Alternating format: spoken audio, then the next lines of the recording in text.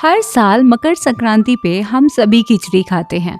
आप चाहे जिस स्टेट से बिलोंग करते हो, लेकिन आपके घर में बनता खिचड़ी ही होगा। हाँ, उसका नाम कुछ और ज़रूर हो सकता है, लेकिन आपको पता है कि हम ऐसा क्यों करते हैं?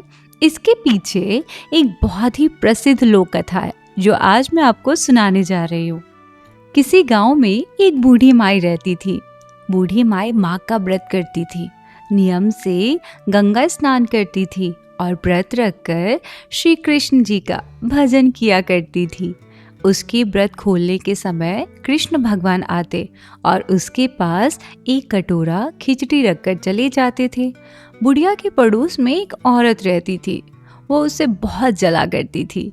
वह हर रोज यह देखती कि बूढ़ी के पास दिन भर तो खाने के लिए कुछ होता नहीं, फिर ये व्रत करके रोज रोज खिचड़ी कहाँ से खाती है।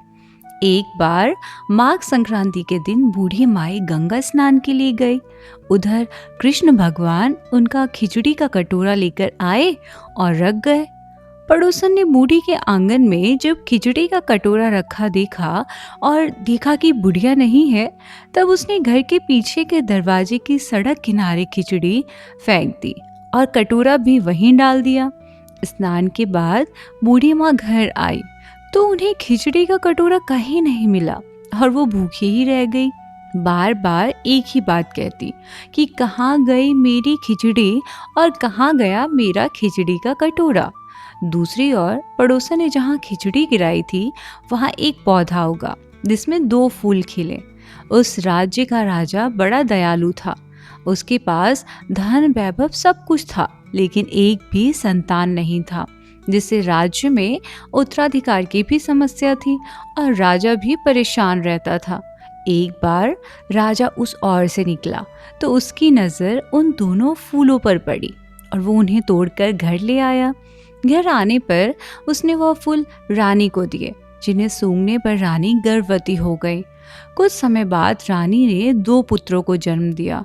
वह दोनों जब बड़े हो गए तब वो किसी से भी बोलते नहीं थे, लेकिन जब वो दोनों शिकार पर जाते तब रास्ते में उन्हें वही बूढ़ी माई मिलती, जो अभी भी यही कहती कि कहाँ गई मेरी खिचड़ी और कहाँ गया मेरा कटोरा। बुढ़िया की बात सुनकर वो दोनों कहते कि हम हैं तेरी खिचड़ी और हम हैं तेरा कटोरा। हर बार जब भी वो शिकार पर जाते तो बुढ़िया यही बात कहती और वो दोनों वही उत्तर देते। एक बार राजा के कानों में यह बात पड़ गई।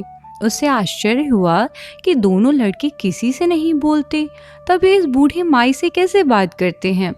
राजा ने उस वृद्ध महिला को राजमहल बुलवाया और कहा कि हम में से तो किसी से ये दोनों नहीं बोलते हैं, तुमसे यह कैसे बोलते हैं। बुढ़िया ने कहा कि महाराज, मुझे नहीं पता कि ये कैसे मुझसे बोल लेते हैं।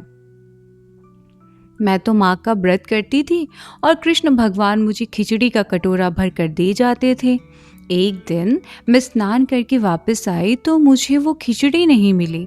जब मैं कहने लगी कि कहाँ गई मेरी खिचड़ी और कहाँ गया मेरा कटोरा, तब इन दोनों लड़कों ने कहा कि तुम्हारी पड़ोसन ने तुम्हारी खिचड़ी फेंक दी थी तो उसके 2 फूल बन गए थे।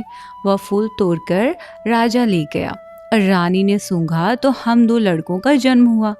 हमें भगवान ने ही तुम्हारे लिए भेजा है। सारी बात सुनकर राजा ने बूढ़ी माँ को महल में ही रहने दिया। इस तरह बूढ़ी माई के दिन फिर गए और राजा को भी अपने लिए खिचड़ी के प्रसाद से 2 पुत्र रत्न मिल गए। राजा ने बड़े पैमाने पर खिचड़ी बनवाकर बूढ़ी माई के साथ मिलकर कृष्ण जी का भोग लगवाया और लोगों को भी प्रसाद बांटा। इस तरह संक्रांति के दिन खिचड़ी खाने और उसे बांटने की परंपरा चल पड़ी। तो क्या आप भी कोई लोक कथा जानते हैं जिसमें हम ये जान सके कि मकर संक्रांति के दिन खिचड़ी ही क्यों खाते हैं? तो मुझे कमेंट में ज़रूर बताइएगा। तब तक मुझे सुनते रहिए।